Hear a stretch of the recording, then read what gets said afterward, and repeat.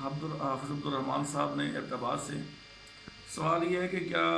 میت والے گھر کھانا کھانا چاہیے یا نہیں؟ رسول اللہ صلی اللہ علیہ وسلم نے میت والے گھر کے ساتھ تعاون کرنے کا حکم دیا ہے۔ سنن ابن ماجہ کے اندر حدیث موجود ہے کہ جب جعفر رضی اللہ تعالیٰ عنہ شہید ہوئے تو نبی صلی اللہ علیہ وسلم ان کے گھر میں تشریف لے گئے اور آپ نے فرمایا کہ اصنعوا لآل ابی جعفر،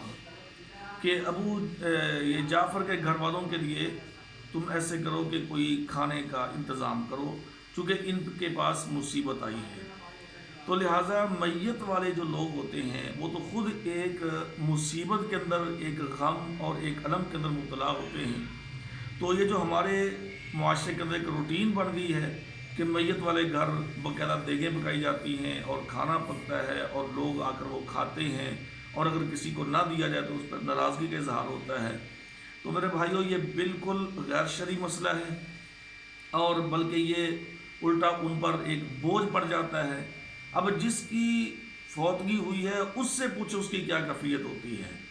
ہاں جی، اس کے بیٹے سے پوچھیں یا اس کی بیٹی سے پوچھیں، یا اگر کسی عورت کا خاوند فوت ہوا ہے تو اس سے پوچھیں کہ ان پہ کیا گزر رہی ہوتی ہے۔ اور لوگ کھانے کی چاہت لے کر، کھانے کی خواہش لے کر وہاں پر بیٹھے ہوتے ہیں، تو یہ ان کے ساتھ ہمدردی نہیں ہے، یہ ان کے ساتھ تعزیت نہیں بلکہ یہ ان کے ساتھ زیادتی ہے۔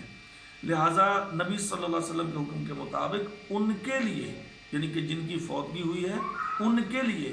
چاہیے کہ محلے کے لوگ، رشتہ دار یا جتنے بھی جان پہچان والے ہیں وہ ان کے لیے کھانے کا انتظام کریں، نہ کہ ان کے گھر سے کھانا کھائیں۔ تو لہٰذا ان کے گھر سے نہیں کھانا کھانا چاہیے، البتہ ان کے لیے کھانے کا انتظام کرنا چاہیے۔